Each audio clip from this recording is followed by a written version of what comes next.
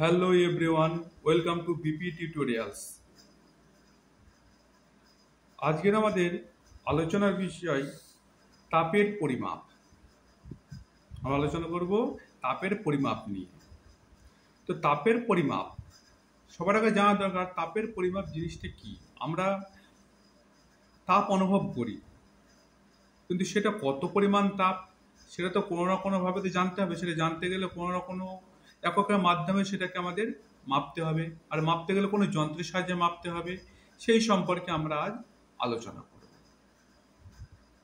আমরা বলি যে প্রচণ্ড তাপ, কিন্তু কত তাপ কিভাবে বলি? যে 30°C, 40°C, সেটা মাপা হয় নিশ্চয় কোনো যন্ত্রের সাহায্যে। আর এই যে সেলসিয়াস, এটাও একটা মাপের একক। সেইগুলো সম্পর্কে আজ আমরা একটু জেনে নেব। যে আমরা যে তাপমাত্রা মাপি, সচরাচর আমরা থার্মোমিটারের মাধ্যমে তাপমাত্রা মেপে থাকি। তাপের পরিমাপ করি কিসের মাধ্যমে? থার্মোমিটারের মাধ্যমে। এবার থার্মোমিটার কি বলছে? যে যন্ত্রের সাহায্যে কোনো স্থানের উষ্ণতা পরিমাপ করা হয় তাকে থার্মোমিটার বলে। পরিষ্কার? যে যন্ত্রের সাহায্যে কোনো স্থানের উষ্ণতা পরিমাপ করা হয় তাকে থার্মোমিটার বলে। এবার থার্মোমিটার কি আবিষ্কার করে বা কি ধরনের থার্মোমিটার হয় বা তার একক কি, সেগুলো এবার দেখে নিই। সিক্সের গরিষ্ঠ ও লঘিষ্ঠ থার্মোমিটার। ব্রিটিশ বিজ্ঞানী জেমস সিক্স 1782 খ্রিস্টাব্দে একটি থার্মোমিটার আবিষ্কার করেন যা সিক্সের গরিষ্ঠ ও লঘিষ্ঠ থার্মোমিটার নামে পরিচিত। অর্থাৎ সবচেয়ে বেশি ব্যবহৃত থার্মোমিটারের নাম কি? সিক্সের গরিষ্ঠ ও লঘিষ্ঠ থার্মোমিটার। ব্রিটিশ বিজ্ঞানী জেমস সিক্স 1782 খ্রিস্টাব্দে একটি থার্মোমিটার আবিষ্কার করেন যা সিক্সের গরিষ্ঠ ও লঘিষ্ঠ থার্মোমিটার নামে পরিচিত। দিনের সর্বোচ্চ সর্বনিম্ন তাপমাত্রা এই থার্মোমিটারের সাহায্যে সহজে মাপা যায়। একটা দিনের সবচেয়ে বেশি তাপমাত্রা আর সবচাইতে কম তাপমাত্রা এই থার্মোমিটারের সাহায্যে খুব সহজে মাপা যায়। থার্মোমিটারটি আগে বৈশিষ্ট্যগুলো দেখে নেব। কি বলছে? ইউ আকৃতি কাঁচের নল থাকে। নলের আকৃতিটা কেমন হবে? ইউ এর মতো। এবার দেখো ছবিটা দেখলে তো তোমার কাছে আরো স্পষ্ট হয়ে যাবে। তার সাথে কি বলছে? নলের দুটি বাহুর উপর দুটি ভাল্ব লাগানো থাকে। কাঁচের নল দুটির একটি পারদ অন্যটিতে অ্যালকোহল দ্বারা পূর্ণ থাকে। পারদপূর্ণ নলটির উপরটি শঙ্কুর মতো, এতে গরিষ্ঠ উষ্ণতা মাপা হয়। আর অ্যালকোহল ও সামান্য বাষ্পপূর্ণ নলটির উপরটি গোলাকার, এতে লঘিষ্ঠ উষ্ণতা মাপা হয়। এবার আমাদের সবার আগে জানা দরকার লঘিষ্ঠ গরিষ্ঠ উষ্ণতা কি। একটি দিনের সর্বোচ্চ তাপমাত্রাকে কি বলা হয়? গরিষ্ঠ উষ্ণতা। আর একটি দিনের সর্বনিম্ন তাপমাত্রাকে কি বলা হয়? লঘিষ্ঠ উষ্ণতা। তাহলে কি কি দেখতে পেলাম? সবার আগে থার্মোমিটারের আকৃতিটি কেমন হবে? নলের আকৃতি দেখো ইউ আকৃতির, দুটি নল হবে। একটির মাথা দেখো গোল বা দুটি ভাল্ব হবে, একটা গোল একটা শঙ্কুর আকৃতি দেখো। একটাতে পারদ থাকবে, যেটাতে পারদ থাকবে সেটা কি হবে? গরিষ্ঠ তাপমাত্রা দেবে। আর যেটাতে অ্যালকোহল থাকবে, এটা দেখো অ্যালকোহল আছে, এটা কি দিচ্ছে? লঘিষ্ঠ তাপমাত্রা। আর উপরটা দেখো গোল। পরিষ্কার? থার্মোমিটারটি কেমন হবে? সিক্সের লঘিষ্ঠ গরিষ্ঠ থার্মোমিটার। পারদ যেদিকে সেই দিকে কি দেবে? উপরটা কি থাকবে? শঙ্কুর আকৃতি থাকবে। অ্যালকোহলের দিকটি উপরটি গোলাকৃতি থাকবে। পারদযুক্ত নলটিতে গরিষ্ঠ তাপমাত্রা দেবে, উষ্ণতা দেবে। আর অ্যালকোহল পূর্ণ নলটিতে লঘিষ্ঠ উষ্ণতা দেবে।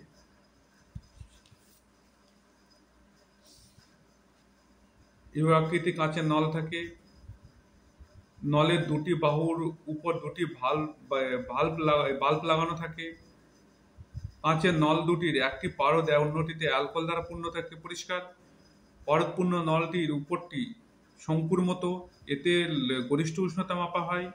আর অ্যালকোহল ও সামান্য বাষ্পপূর্ণ নলটির উপরটি গোলাকার, এতে লঘিষ্ঠ উষ্ণতা মাপা হয়।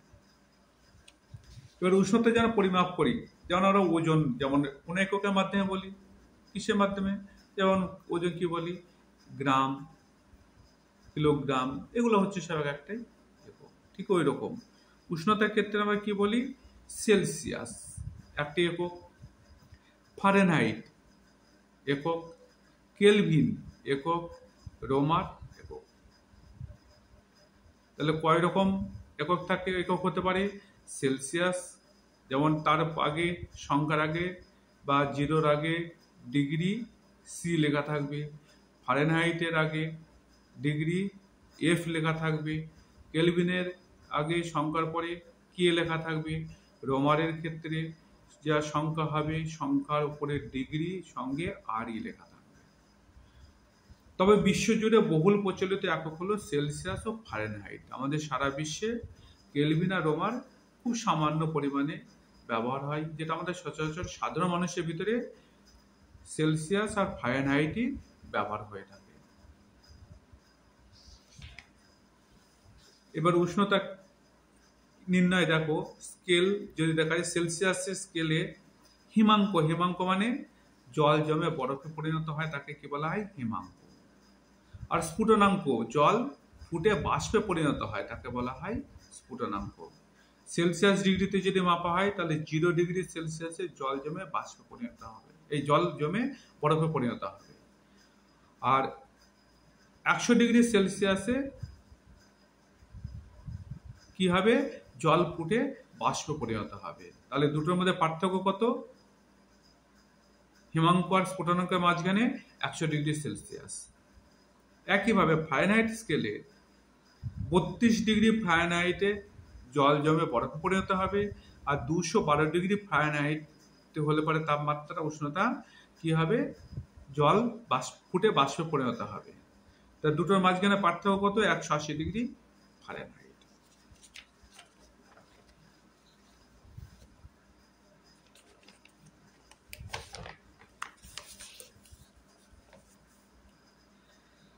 সেলসিয়াস ও ফারেনহাইট স্কেলের সম্পর্ক, আমরা যদি কোনো জায়গাতে তাপমাত্রা সেলসিয়াসে দেওয়া আছে সেই জায়গাটা যদি বলি যে সেলসিয়াস দেওয়া আছে, এটাকে ফারেনহাইটে পরিণত করতে হবে, তাহলে কোনো কোনো সূত্রের মাধ্যমে করব। সেই সূত্রটি হচ্ছে C/5 = F-32/9। উদাহরণ, কোনো স্থানের সেলসিয়াস স্কেলে উষ্ণতা 50 ডিগ্রি সেলসিয়াস হলে ফারেনহাইট স্কেলে কত হবে? কোন স্থানের উষ্ণতা কিসের মাধ্যমে মাপা হয়েছে? সেলসিয়াস এককের মাধ্যমে মাপা হয়েছে, সেখানে কত পাওয়া গেছে? 50 ডিগ্রি সেলসিয়াস হয়েছে। তাহলে সেটা যদি ফারেনহাইটে আমরা যদি কনভার্ট করি তাহলে কত হতে পারে? তাহলে কিসের মাধ্যমে করবে? এই ফর্মুলার মাধ্যমে সাহায্যে আমরা করবো এটাকে। ফর্মুলাটা লিখে নিলাম সবার আগে, C/5 সমান F বিয়োগ 32/9। সি কত ছিল? সেলসিয়াস স্কেলে উষ্ণতা 50, উপরে 50 লিখে দিলাম, নিচে 5 সমান সেম এই লিখে দেবো F-32/9। এইবার এটা যদি কাটি কত এসে যাবে? 10। F-32 সমান 9 10 গুণ করলে এটা যে এর নিচে কিচ্ছু নেই, এটা গুণ করলে সমান 1 থেকে গেল, এটা গুণ করলাম 90 এসে গেল। তাহলে F সমান 90, এখানে বিয়োগ ছিল এই পাশে, এই দিকে গেলে সমানের ওইদিকে মানে কি জায়গা পরিবর্তন করলে কি হয়? যোগ হয়ে যায়, +32। F সমান 122 ডিগ্রি ফারেনহাইট। অর্থাৎ ফারেনহাইট স্কেলে কত হবে? 122 ডিগ্রি ফারেনহাইট। পরিষ্কার? একইভাবে কোন স্থানের ফারেনহাইট স্কেলের উষ্ণতা 68 ডিগ্রি ফারেনহাইট হলে পরে সেলসিয়াস স্কেলে কত হবে? একইভাবে আমরা ওই ফর্মুলাতেই এটাকে দেখে নেব। C/5 equal to F minus 32/9। C/5 এইখানটাতে কি করে দেবো, F এর জায়গাতে 68 লিখে দেবো। 68 মাইনাস 32/9। C/5 ইকুয়াল টু 8 থেকে 2 বাদ দিলে 6, আর 3 থেকে 3 বাদ দিলে 3, 6 থেকে 3 বাদ দিলে 3, কত হয়ে গেল 36/9। এটি কেটে দিই 4, C/5 সমান কত 4। আমাকে এখানে কি ধরতে হবে, 4-এর নিচে যদি 1 থাকে তাহলে এই গুণ যদি গুণটা কিরকম হয়, সবসময় এইভাবে হয়। তো C সমান 5/4 গুণ করলে কত হয় 20 ডিগ্রি সেলসিয়াস। সেলসিয়াস স্কেলে কত হবে 20 ডিগ্রি সেলসিয়াস। পরিষ্কার? সর্বোচ্চ তাপমাত্রা কোন স্থানে দিনের সর্বোচ্চ তাপমাত্রাকে গরিষ্ঠ উষ্ণতা বা সর্বোচ্চ তাপমাত্রা বলা হয়। কোন স্থানে দিনের সর্বোচ্চ তাপমাত্রাকে গরিষ্ঠ উষ্ণতা বলে বা দিনের সর্বোচ্চ তাপমাত্রা বলা হয়। সাধারণত এটা কখন দেখতে পাওয়া যায়, বিকেল বেলায় 2:30 থেকে 3:30-এর মধ্যে পাওয়া যায়। এই উষ্ণতাটা থার্মোমিটারে যদি মাপা যায় এই সময়ের ভিতরে সর্বোচ্চ তাপমাত্রা পাওয়া যাবে 2:30 থেকে বিকাল 3:30-এর মাঝে। সর্বনিম্ন তাপমাত্রা কোন স্থানে দিনের সর্বনিম্ন তাপমাত্রাকে লঘিষ্ঠ উষ্ণতা বলা হয়। সাধারণত ঠিক সূর্যোদয়ের পূর্বে পরিমাপ করা হয়। সূর্য ওঠার আগেই পরিমাপ করলে পরে এটা সর্বনিম্ন তাপমাত্রা পাওয়া যায়।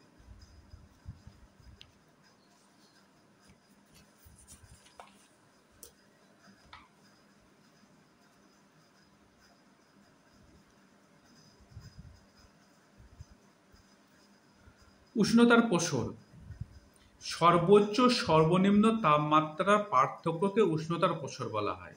অর্থাৎ কোনো দিনের বা কোনো মাসের বা কোনো বছরের সবচাইতে বেশি তাপমাত্রা যেদিনকে আর সবচাইতে কম মাত্রা যেদিনকে, বা একটা দিনের সবচাইতে বেশি তাপমাত্রা যখন আর সবচাইতে কম তাপমাত্রা, এই দুটোর মাঝখানে যে পার্থক্য তাকে বলা হয় উষ্ণতার প্রসর। এর দ্বারা কোনো স্থানের উষ্ণতার প্রকৃতি কেমন তা জানা যায়।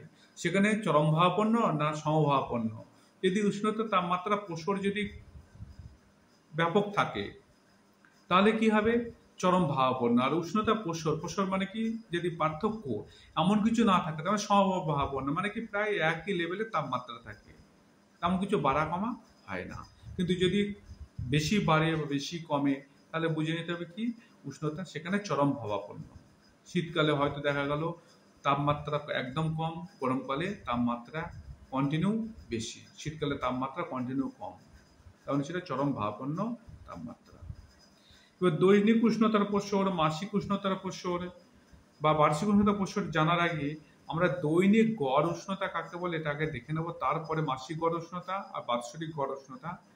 তাহলে পরে আমরা আরো পরিষ্কার বুঝতে পারবো ব্যাপারটা উপরেগুলো। দিনের সর্বোচ্চ তাপমাত্রা ও সর্বনিম্ন তাপমাত্রাকে যোগ করে 2 দিয়ে ভাগ করলে দৈনিক গড় উষ্ণতা পাওয়া যায়। মনে করো কোন একটি জায়গার দিনে সর্বোচ্চ তাপমাত্রা 40 ডিগ্রি সেলসিয়াস আর সর্বনিম্ন তাপমাত্রা 20 ডিগ্রি সেলসিয়াস, কত হয়ে গেল 60 ডিগ্রি সেলসিয়াস।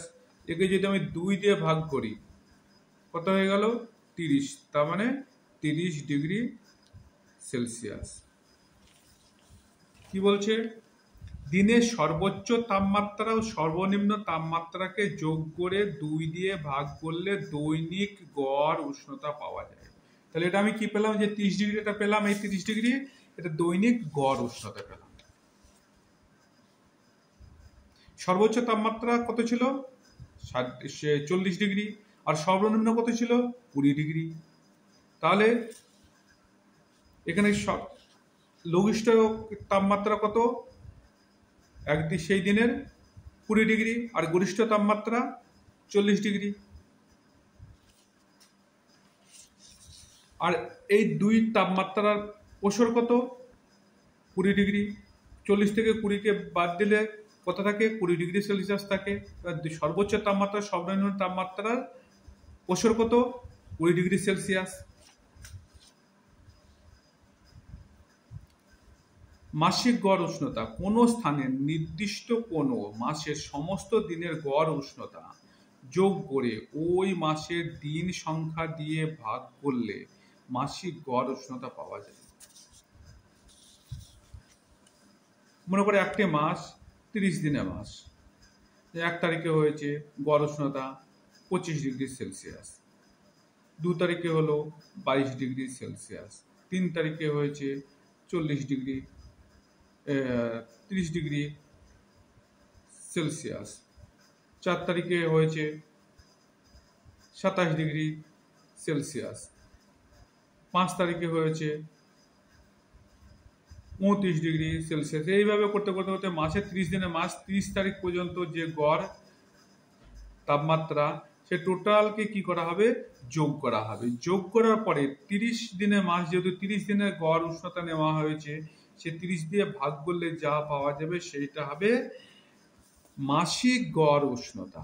কি বলছে দেখেছো? কোনো স্থানের নির্দিষ্ট কোনো মাসের, যে কোনো একটি মাসে ধরে নাও, সমস্ত দিনের, মানে মাস তো 30 দিন হলে বা 30 দিনে, 31 দিনে মাস হলে 31 দিনে, বা 28 দিনে মাস হলে 28 দিনে গড় উষ্ণতা যোগ করে ওই মাসের দিন সংখ্যা দিয়ে ভাগ করলে মাসিক গড় উষ্ণতা পাওয়া যায়। সমস্ত দিনের গড় উষ্ণতা, সমস্ত দিনের গড় উষ্ণতা কিভাবে পেলাম? দিনের সর্বোচ্চ তাপমাত্রা সর্বনিম্ন তাপমাত্রায় যোগ করে 2 দিয়ে ভাগ করলে দৈনিক, মানে প্রতিদিনের গড় উষ্ণতা পেলাম। সেইভাবে প্রত্যেকটা দিনে যে গড় উষ্ণতা পাওয়া যাচ্ছে সেই মাসের 30 দিনের গড় উষ্ণতা যোগ করে দেওয়ার পরে 30 দিয়ে ভাগ করলে পরে যেটা পাওয়া যাবে সেইটা হবে সেই মাসের মাসিক গড় উষ্ণতা।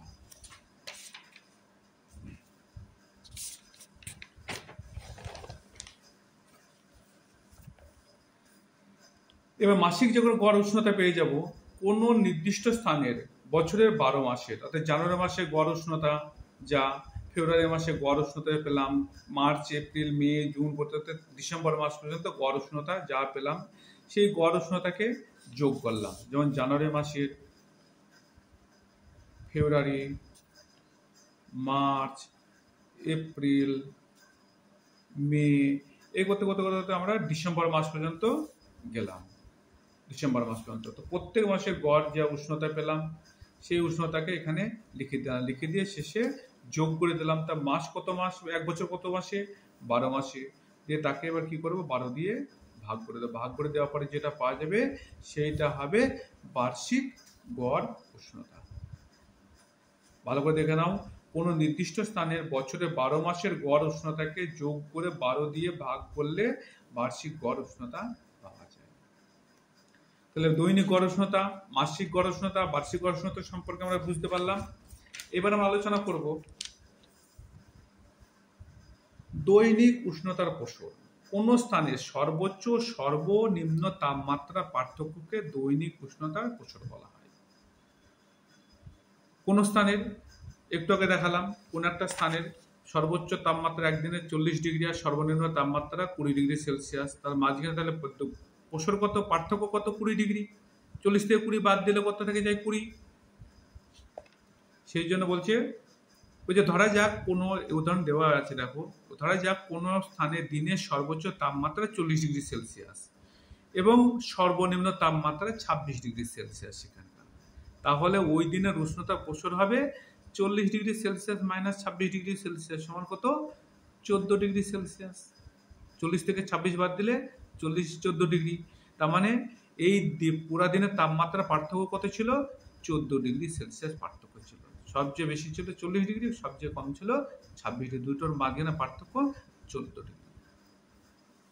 মাসিক উষ্ণতার প্রসর, কোনো মাসের সর্বোচ্চ দৈনিক গড় উষ্ণতা এবং সর্বনিম্ন দৈনিক গড় উষ্ণতার মধ্যে পার্থক্যকে মাসিক উষ্ণতার প্রসর বলা হয়। ধরা যাক কোনো স্থানের,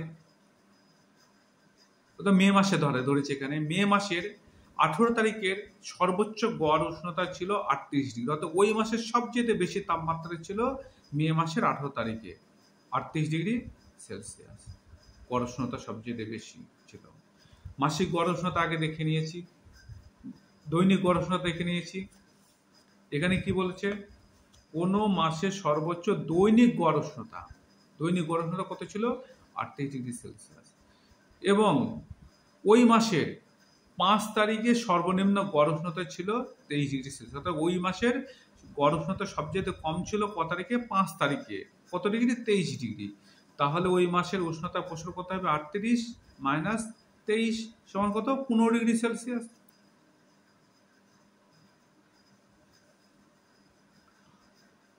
বার্ষিক উষ্ণতার প্রসার কোন স্থানের উষ্ণতম মাসের গড় উষ্ণতা ও শীতলতম মাসের গড় উষ্ণতার পার্থক্যকে বার্ষিক উষ্ণতার প্রসার বলে। কি বোঝাতে চেয়েছে ভালো করে বোঝো। দেখো, কোনো মাস, কোনো স্থানের, কোনো একটা স্থান দিয়ে ধরে নিলাম, সেই স্থানের উষ্ণতম মাসের, সেই স্থানের সব 12 মাসের ভিতরে সবচাইতে উষ্ণতম মাস কোনটা, সেই মাসের গড় উষ্ণতা কত, তার মানে মাসিক গড় উষ্ণতা কত ছিল সেই মাসের, সেটা দেখে নিলাম। আর সেই মাসে শীতলতম মাস, সবচেয়ে ঠান্ডা মাস ছিল সেই মাসের গড় উষ্ণতা পার্থক্যকে বার্ষিক উষ্ণতা প্রসার বলে। ধরা যাক আমরা উত্তর গোলার্ধে ধরছি, দক্ষিণ গোলার্ধে হলে কিন্তু বিপরীত হবে। ধরা যাক উত্তর গোলার্ধে কোনো স্থানের জানুয়ারি মাসের গড় উষ্ণতা 17 ডিগ্রি আছে। উত্তর গোলার্ধে জানুয়ারি মাসে ঠান্ডা থাকে, এই জন্য সবচেয়ে বেশি ঠান্ডা থাকে জানুয়ারি মাসে, এই জন্য ওই মাসের জানুয়ারি মাসের গড় উষ্ণতা কত ছিল, 17 ডিগ্রি সেলসিয়াস। এবং উত্তর গোলার্ধে সবচেয়ে বেশি গরম থাকে জুন জুলাই, তাই জুলাই মাস ধরেছে এখানে, উষ্ণতম মাস জুলাই, গড় উষ্ণতা ছিল 33 ডিগ্রি সেলসিয়াস। তাহলে বার্ষিক উষ্ণতার প্রসার হবে 33 degree Celsius minus 17 degree Celsius সমান 16 ডিগ্রি সেলসিয়াস। পরিষ্কার? তাহলে আজ আমরা কি কি জানতে পারলাম?